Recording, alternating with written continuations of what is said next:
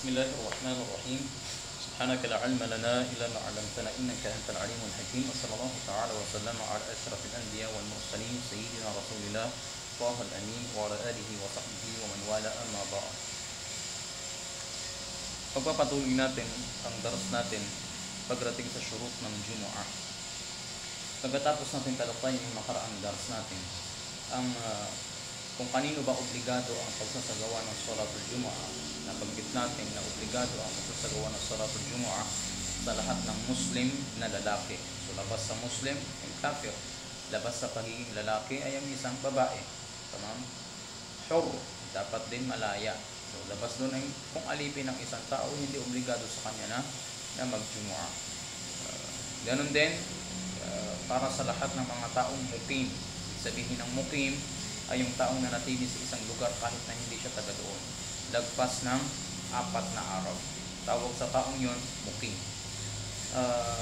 Bilang dagdag na kaalaman, mayroong 3 uri ng tao pagdating sa pagdalo ng Salatul Jumu'ah. Ang una, may tinatawag tayong musafir.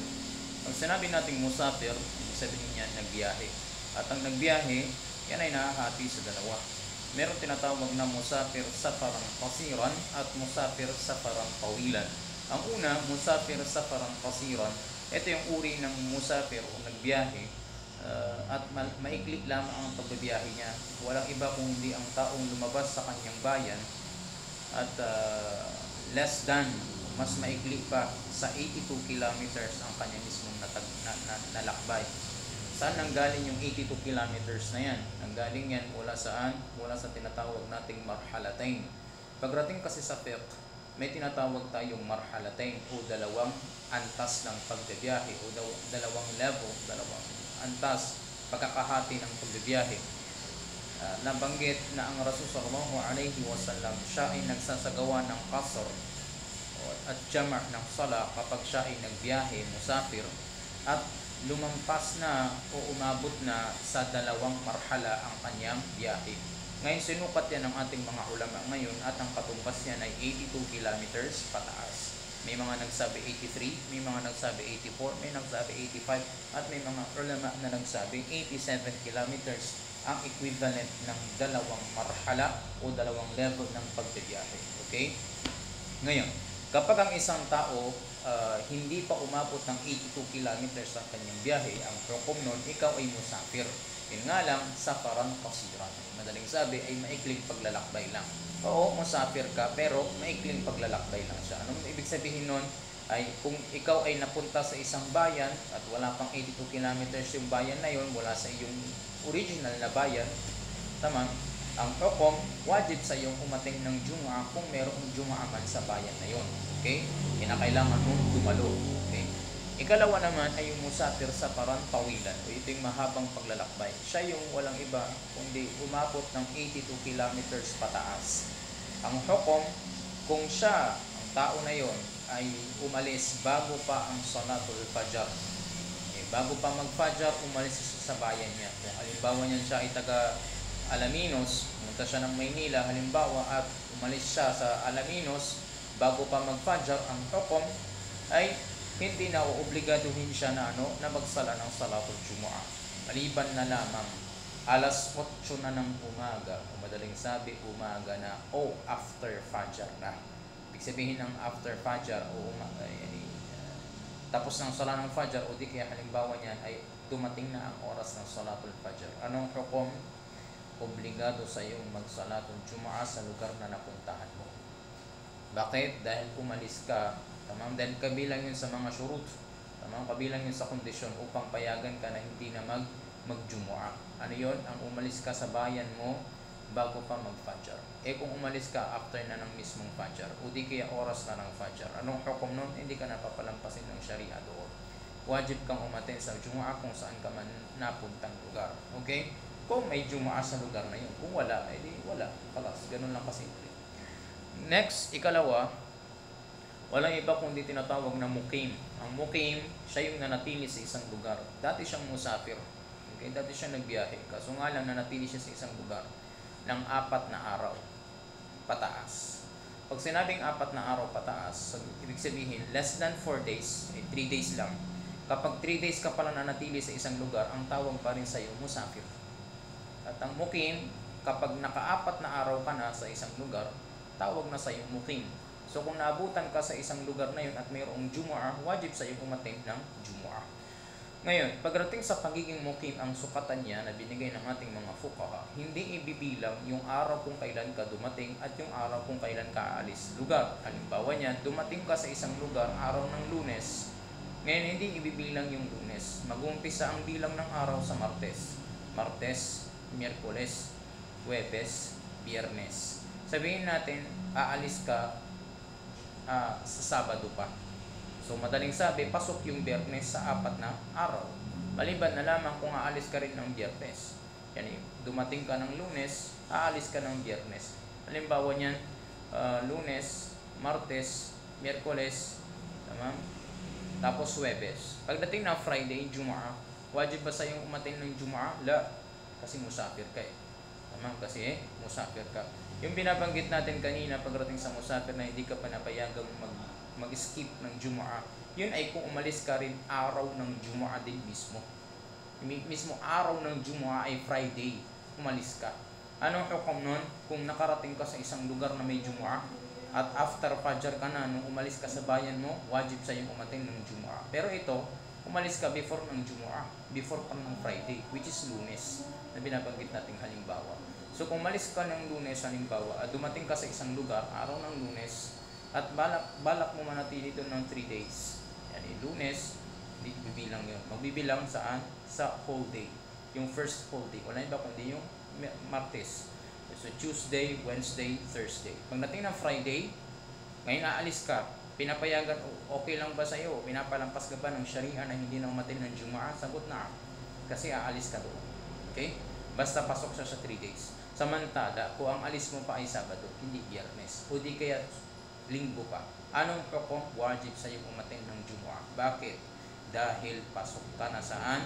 Sa mukim. Na, kung sakali halimbawa, dumating ka halimbawa ng Huwebes. Palagay natin halimbawa, ang tao umalis ng Miyerkules sa bahay, sa bayan nila. Dumating sa lugar kung saan siya pupunta, Huwebes na Thursday. Kinabukasan ng Friday. Obligado pa sa iyo umattend ng Jumu'ah? Sagot hindi. Bakit naman? Kasi musafir ka. Wala pa siyang 3 days eh. Wala pa siyang 4 days. Okay? So magkaiba yun. Okay? So hindi ka papaatin nila ng Jumu'ah. Kung gusto mo mag-Jumu'ah, go. Ayaw mo mag-Jumu'ah, walang problema. Hindi ka magkakasala doon. Okay? At yan ang mukim. Ang mukim, gaya ng sinabi ko, siya na nanatili sa isang lugar ng 4 na araw pataas. Basta 4 na araw pataas, hindi bibilang sa 4 na araw yung araw kung kailan ka pumunta at yung araw kung kailan ka umalis. Basta 4 days pataas, mukim ang tawag sa iyo. At ang mukim, wajib sa kanya na magsagawa ng salatul Jumu'ah kung napunta siya sa isang lugar na mayroong Jumu'ah. Ikatlong uri ng tao na umaattend pagdating sa Jumu'ah, wala iba kundi tinatawag nilang mustautin. Ang mustautin, siya yung uri ng tao nakatira talaga sa lugar na yon. Halimbawa niyan, siya ay taga Maynila, taga Quezon, taga Paranaque, o kung saan pa mang lugar siya halimbawa. Tama? And kapag ikaw ay nakatira sa isang lugar at mayroong Jumu'ah na tinatayo doon, ibig sabihin may nagsasagawa ng salatul Jumu'ah doon, wajib sa iyong umattend doon. At ang tawag sa iyo sa Sharia, sa pagkakataong iyon, sa pag-attend mo ng Jumu'ah, mustautin. At ang ta'rif o definition ng mustautin ayon sa Sharia, siya yung taong nakatira sa isang lugar at hindi siya umaalis doon tag-araw man o taglamig man o tag-init, maliban na lamang kung kinakailangan. Ibig sabihin, taga doon ka talaga. Hindi ka umaalis sa lugar mo, maliban na lang kung kinakailangan. Kabilang sa mga kinakailangan, kung kailangan magtrabaho, kasi pangangailangan yun. Kung mayroon kang bibilin halimbawa sa labas, kung mayroon kang papasyalan sa labas, o di kaya ano pa mang dahilan. Basta importante, taga doon ka talaga at doon talaga ang tirahan mo. Anong hukom sa iyo sa pagsasagawa ng sala doon? Wajib. At pagdating dyan, yung nabanggit nating tatlong yan, sa tatlong uri ng tao na yan, musafir, mukim, at mustautin, isa lamang dyan ang binibilang sa 40 na Jumu'ah. Naam, sa madhab ng Shafi'iyya, kinakailangan 40 na katao ang aatin ng Jumu'ah o ang minimum dapat 40 na katao. Kapag wala pang 40 na katao ang Jumu'ah, ang hukom nila ay batil ang Jumu'ah. Hindi matatawag yun na Jumu'ah. Babalik yan pagdating sa dalil ng Shafi'iyya na ang Nabi Muhammad sallallahu alaihi wasallam nung siya ay nagbigay ng khutbah At ang mga sahaba ridwanullahi ta'ala alaihim ay narinig nila ang caravan, pag isang malaking tunog, maingay na tunog na pagdating ng napakaraming mga hayop, kamelyo na may daladalang napakaraming paninda sa kanilang mga likuran. Ngayon, ang mga sahabat ridwanullahi ta'ala alaihim ay nagmadali silang umalis ng masjid at iniwan nila ang Rasul sallallahu alaihi wasallam na nakatayo. Tama? Iniwan nila ang Rasulullah sallallahu alaihi wasallam na nakatayo at agaran nilang sinalubong ang caravan. Kasi syempre, marami sa kanila businessman. So, paunahan ng pagkuha ng magandang paninda. Yun yung kanilang balak. Kaya naman dahil dyan binanggit ni Allah subhanahu wa ta'ala sa suratul Jumu'ah na wa idza ra'aw tijaratan aw lahwan, sinabi ng Allah subhanahu wa ta'ala, wa idza ra'aw tijaratan aw lahwan faddu ilaiha wa tarakuka qa'imah. Sinabi ng Allah subhanahu wa ta'ala, at kapag nakakita sila ng tijarah, at kapag nakakita sila ng paninda, tamam, o di kaya palamutik ng dunya, in faddu ilaiha, ay agaran silang tumakbo papunta roon, ay papunta doon sa mismong mga paninda na yun. Wa tarakuka qa'imah, at iniwan ka nilang nakatayo sa khutbah. Ngayon, sabi ng ating mga ulama sa kanilang mga riwayat, ang nanatili lamang ng mga sahaba na nakasama ni Rasulullah na hindi umalis ng Masjid an-Nabawi sa pagkakataon na yun ay 40 na katao kasama ang Rasul sallallahu alaihi wasallam. May mga riwayat na nagsabi 30 na katao. May mga riwayat na nagsabi ng 12 na katao. Pero ang Imam Shafi'i rahimahullah, ang pinili niyang hadith, wala iba kundi ang 40 na katao. Dahil dyan, ang minimum na jama'a na dapat lamanin ng isang Jumu'ah, kung gusto mong maging sahih ang Jumu'ah, dapat niyan 40 na katao. At sa 40 na katao na yan, ang binibilang lamang dyan ay ang mustawtin, yung taong nakatira doon. At hindi binibilang ang taong mukim at hindi binibilang ang taong musafir. Madaling sabi. Kung may 39 na katao, which is lahat sila mustawtinin. Ngayon may darating na isang tao para sana pang 40. Yung pang 40 na yon, either siya ay mukim o di kaya siya ay musafir. Ibibilang ba siya sa 40? Ang sagot hindi.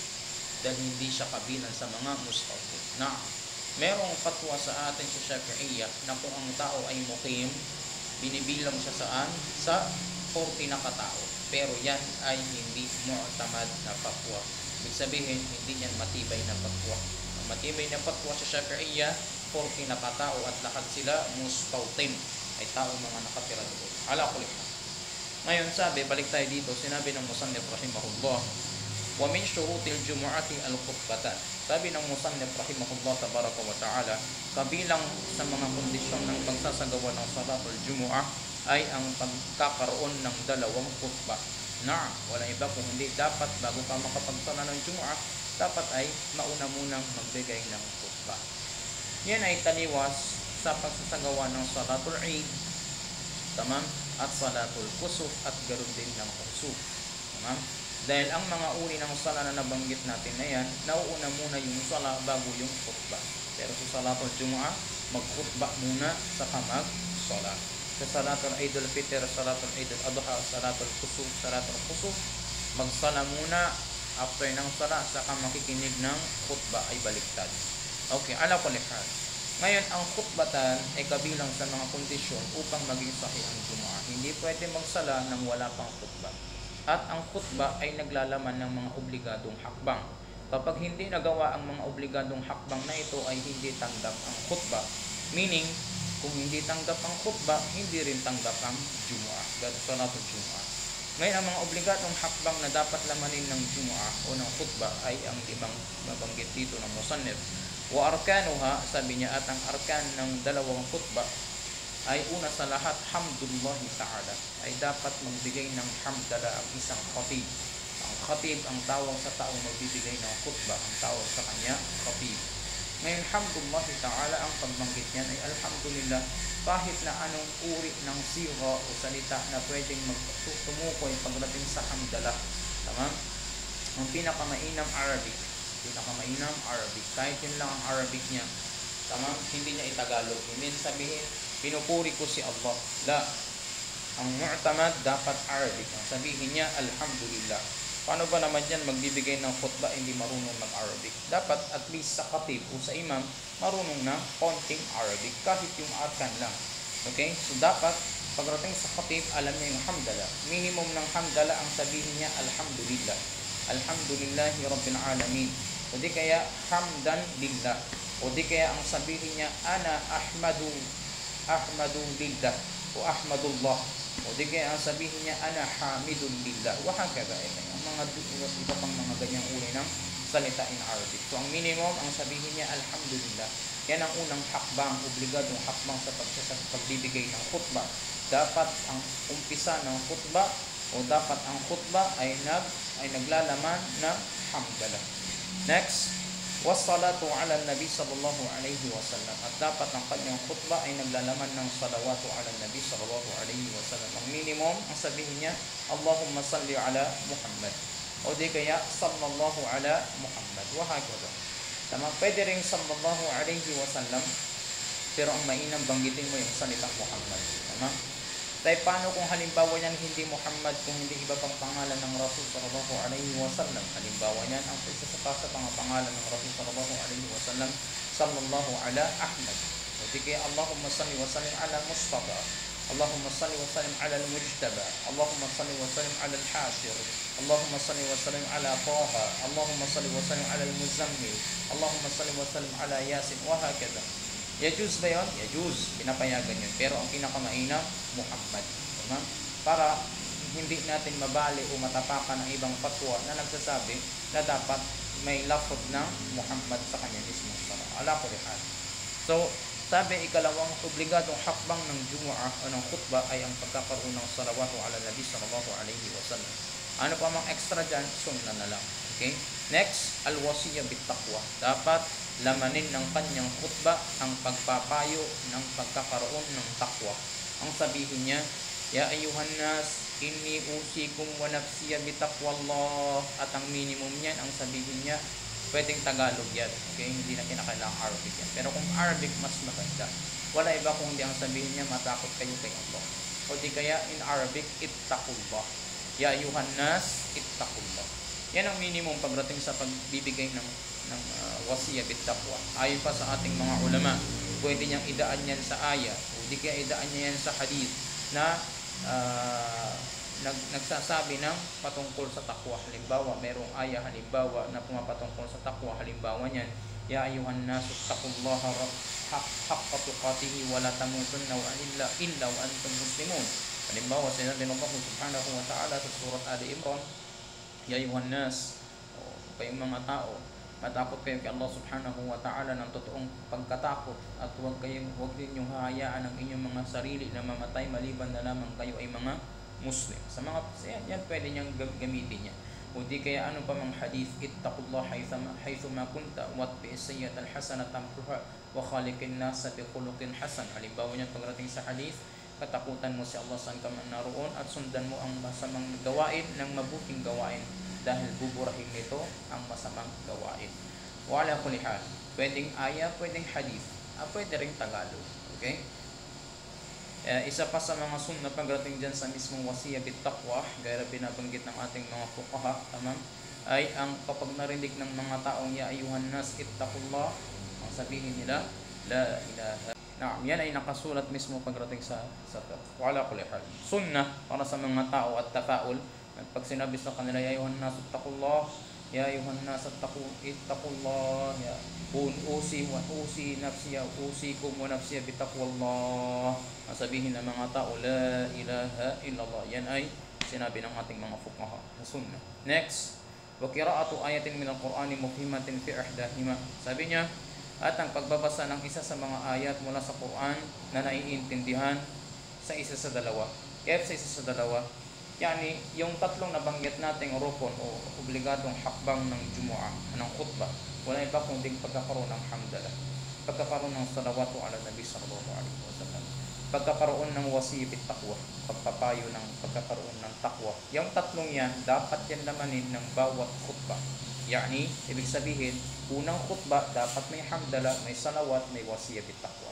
Ikalawang pagtayo ng khatib para sa ikalawang khutbah, dapat may hamdala yun, may salawat ala nabi, at dapat din yun may muwasiyah bittaqwa. Kapag wala yan, hindi tama ang kanyang khutbah na ginawa. Ganun lang kasimple yan. At ikaapat na obligadong hakbang sa khutbah ay ang pagbabasa ng ayah. Ang pagbabasa ng ayah, sapat na isang beses na. Kung bawat khutbah gagawan niya ng ayah, mas maganda.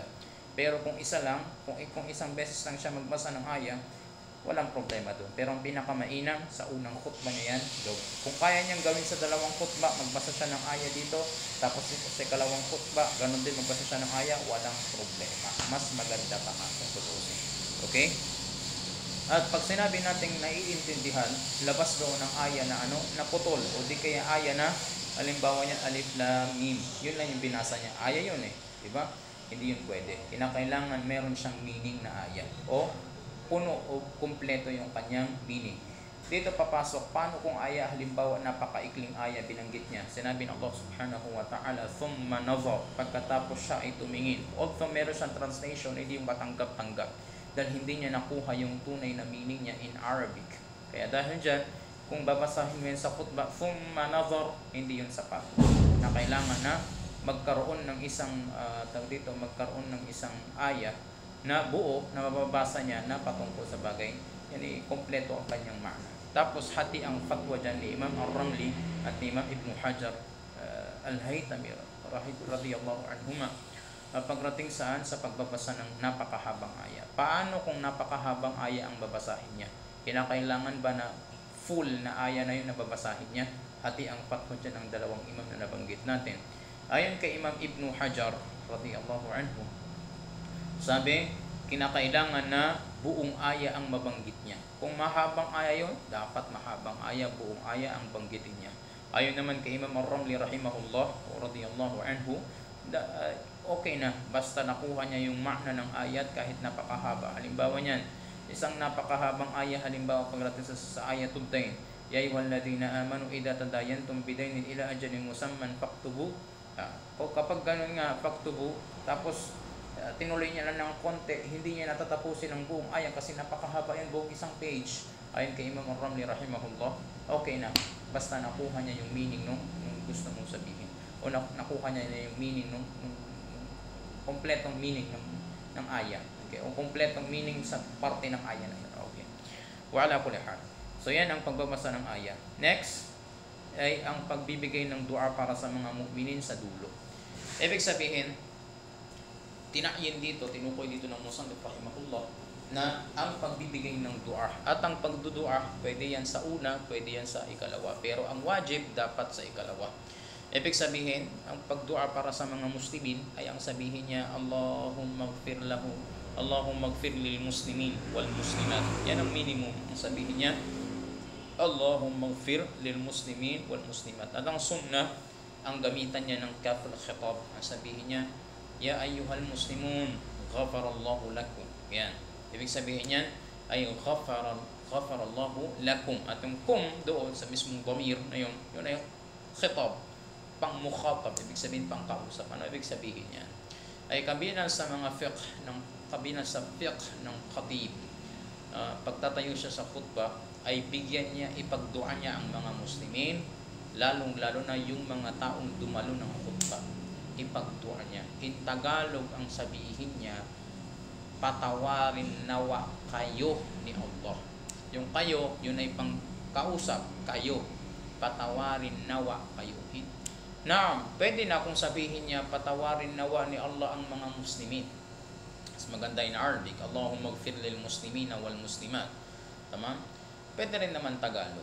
Pero ang sunnah, Arabic, at kung magdua siya para sa pangkalahatang muslimin, ipagdua niya rin yung mga nasa harapan niyang mga taong dumalo ng khutbah. Sabihin niya, ayuhan nas, ghafarallahu lakum, wahakata, tamam, rahimakumullah, ghafarallahu lakum, walana walil muslimin al-ahya'i minna wal amwat. Rahimakumullah, awakumullah, ghafarallahu lana wa lakum wa li jami'il muslimin al-ahya'i minna wal amwat. Wahakata. Tama, ganyan mga dua halimbawa. At pagdating sa pagdudua, sabi pa ng ating mga ulama, makruh na ipagdua ng mga ng khatib na patawarin ni Allah ang lahat ng kasalanan ng isang Muslim. Sabihin niya, Ya Allah, patawarin mo ang lahat ng mga kasalanan naming mga Muslimin o kasalanan ng mga Muslimin. Hada sabi ng ating mga fuqaha makruh, dahil trabaho yan ng bawat Muslim na siya mismong humingi ng tawad para kay Allah subhanahu wa ta'ala, para sa kanyang mga kasalanan. Next, kabilang sa shart ng khutbah, yajibu ay yaktuba qaiman mutatahiran mastural awrah. Sabi ng musannif rahimahullah, ay obligado na magbigay ng khutbah ng nakatayo. Paano ibig sabihin ng nakatayo? Yani, pag ikaw ay magkhatib, dapat nakatayo ka magbibigay ng khutbah, hindi ka nakaupo.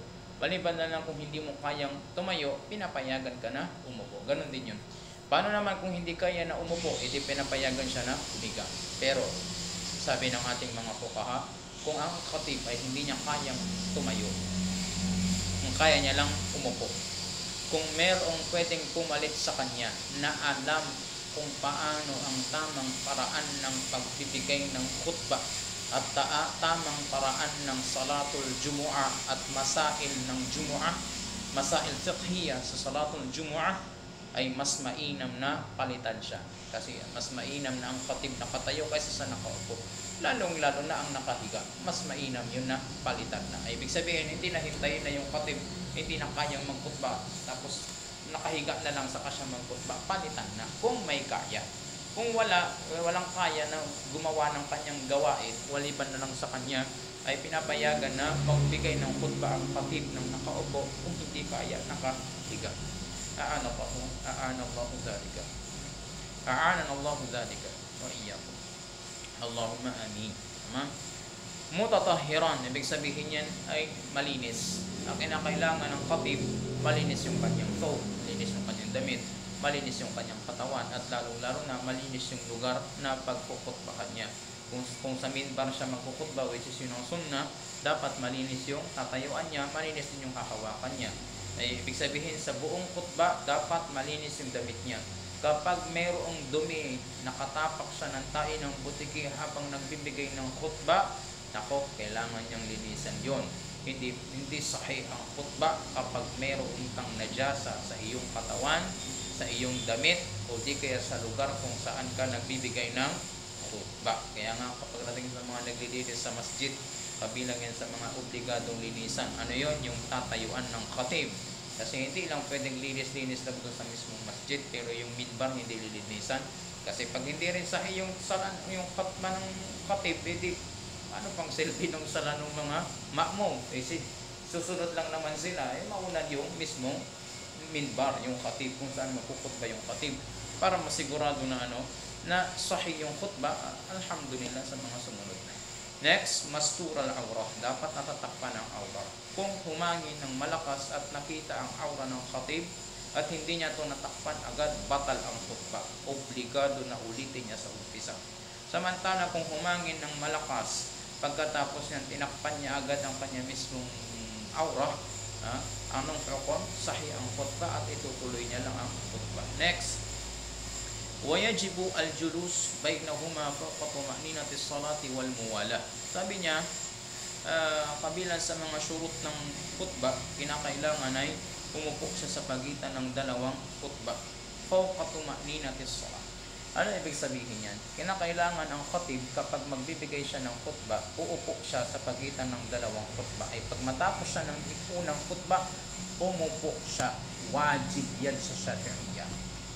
Tama? Hindi hihinto ka lang. Wajib kang umupo. Nakatayo ka, uupo ka. Pag ikalawang khutbah na, saka ka ulit tatayo. Fawqa tuma'ninati as-salah. Mas mahaba pa sa tuma'nina sa salat. Pag tanungin tayo, ano ba ang tuma'nina sa salat? Gaano ba kahaba yun? Ang tuma'nina sa salat, ang minimum nun kasing haba kung gaano mo katagal sasabihin ang subhanallah. Pag tanungin ka, gaano kahaba sabihin o banggitin ang subhanallah, 1 segundo, wala pa. O yun ang tuma'nina sa salat. Mas mahaba pa doon. Dahil dyan, ang sunnah para sa khatib, kapag siya ay magbibigay ng khutbah, tamam, ay fawqa tuma'ninati as-salah, basahin niya ang suratul Ikhlas. Pag umupo siya, a'udzu billahi minasyaitonir rajim, bismillahirrahmanirrahim, qul huwallahu ahad, Allahus samad, lam yalid wa lam yulad wa lam yakul lahu kufuwan ahad. After niyan, saka na siya tatayo para sa ikalawang khutbah. Tama? Yan yung tinutukoy niyang fawqa tuma'inatis salat. Next, muwala. Ma'ana muwala? Ibig sabihin niyan magkasunod. Ay hindi pwedeng tumagal ang khatib. Once na matapos niya ang khutbah, hindi pwedeng kung ano-ano pang gagawin niya. O halimbawa niya, papayuhan niya pa yung mga tao. La, after ng khutbah, iqama. After ng iqama, sala agad. Pinapayagan kang uminom ng tubig, okay lang yun. Pero kung ang dami mo pang gagawin, o ano pang gagawin mo, hukom, mababatal yung khutbah. Ano mangyayari? Uulitin na naman yung khutbah. Tama? So kinakailangan ay mabilis. After ng khutbah, iqama. Iqama, salatul jumu'ah. Muwala. Tawag doon ay muwala. Next, sabi pa niya dito, wasalatul jama'ah. At ang salatul jama'ah, ibig sabihin niyan ay dapat ang salatul jumu'ah upang maging sahih, dapat yan sama-samang gagawin yan. Wala naman siguro tayo nakita na salatul jumu'ah ng hiwalay-hiwalay, di ba? Pag sinabing hiwalay-hiwalay, yan ay kanya-kanya ng sala. Yan ay isa, uuwi na sa bahay, doon na magsasalatul jumu'ah. Hindi pwede yun. Alam naman natin yan. So, kumbaga, alam naman ang lahat yan. Maliban na lang sa mga bagong pasok sa Islam, pinapalampas na yun sa kanila kung hindi nila alam yung gagawin. Pero ala kulli hal, pag salatul jumu'ah, dapat yan ay jama'a na salat. Hindi pwede ang salatul jumu'ah ng munfarid, mag-isa lang. Kabaliktaran nun ang salatul Eid at saka salatul Eid al-Fitr. Halimbawa niyan, ang ma'mum nakinig ng khutbah. O di kaya halimbawa niyan, hindi naka-attend ng salatu al-Eid. Naka-late na siya. Pagdating niya doon, nagkukhutbah na sa lugar. Ngayon, sunna pa ba sa kanya na mag-salatul Eid? Yes, sunna pa sa kanya na mag-salatul Eid. Okay. Paano yan? Itapos ng tao. Pwede yan. Kasi hindi naman shart, hindi naman kondisyon ng salatul Eidul Adha at salatul Eidul Fitr na dapat jama'a ang salat, ay sama-sama ang salat. Pinapayagan na munfarid, sabihin, hiwalay-hiwalay o mag-isa. Samantala sa Jumu'ah, wajib na dapat ang salat ay sama-sama. Hindi pinapayagan na magkakahiwalay silang magsasagawa ng salat. Next, wa salatul janaza fardu kifaya. Ano na lang natin yan, idugtong na lang natin yan dito. Wa salatul janaza, ang binanggit ng musannif rahimahullah tabaraka wa ta'ala, ang salatul janaza, konektado yun sa nauna niyang binanggit, walang iba kung hindi dito sa salatul jumu'ah. Tapos ang musannif rahimahullah, siningit niya rin ang salatul janaza, which is kumbaga dalawa ang punto niya bakit niya binanggit yung salatul jama'ah. Salatul jama'a sa Jumu'ah at salatul jama'a mismo. Ang salatul jama'a sa mismong Jumu'ah, wala iba kung hindi, yun ay wajib yun. Dapat pag magsasagawa ng salatul Jumu'ah, dapat yun sama-sama. Okay? Isa pa, salatul jama'a, siya mismo. Anong hukom ng pagsasagawa ng salatul jama'a? Hindi sa Jumu'ah, ano mang salatul jama'a? Salatul Zuhur, jama'atan. Salatul Asr, jama'atan. Salatul Maghrib, jama'atan. Salatul Isya, jama'atan. Salatul Fajr, jama'atan. Anong hukom nun? Fardu kifaya. Gaya nalaman ng salatul janaza, fardu kifaya. Anong ibig sabihin ng fardu kifaya? Ang fard na hatig sa dalawa. May tinatawag na fardu ain at ang fardu ain, ito yung uri ng obligasyon na obligado sa lahat ng tao. Yani bawat tao dapat gumawa nito. Halimbawa niya salatul zuhur. Hindi pinapayagan na sino mang tao, yani hindi pinapayagan ng sino mang tao na mag-skip doon. Dapat bawat tao gagawa nun. Yan ang tawag doon, salatul fardu ain. Ikalawa, fardu kifaya. Ang fardu kifaya, ito yung uri ng sala, o ito yung uri ng fard afwan, na obligado sa lahat ng tao, ngunit kapag may gumawa ng kahit na isa lang sa kanila, hindi na siya obligado sa iba. Halimbawa niya ng salatu al-janaza. At pagsasagawa ng salatu al-janaza, wajib yan sa lahat ng tao.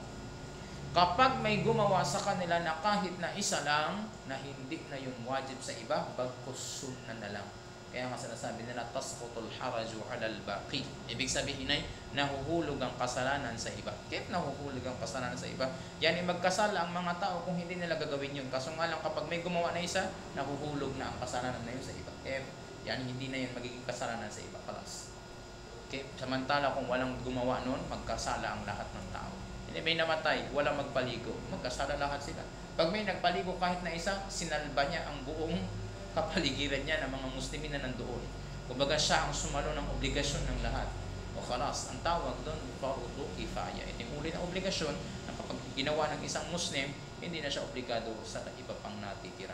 At ang salatul janaza, fardu kifaya, gaya ng salatul jama'a. Madaling sabi sa isang masjid, dapat at least mayroong salatul jama'a. Hindi pwede na masjid walang jama'a na salah. Hindi pwede yun. Magkakasala ang mga taong nakatira sa palibot ng masjid na hindi sila nagsasagawa ng salatul jama'a doon. At least dapat may salatul jama'a dahil masjid nga di ba? Maliban na lang kung musalla ang kanilang masjid, walang problema yun kasi mas mababa ang hukom ng jama'a, anak ng masjid kaysa saan? Sa anak ng musalla kasi sa masjid. At dyan natin tapusin ang ating datos. Sallallahu ala sayyidina Muhammad wa ala alihi wa sallam. Wallahu a'lam.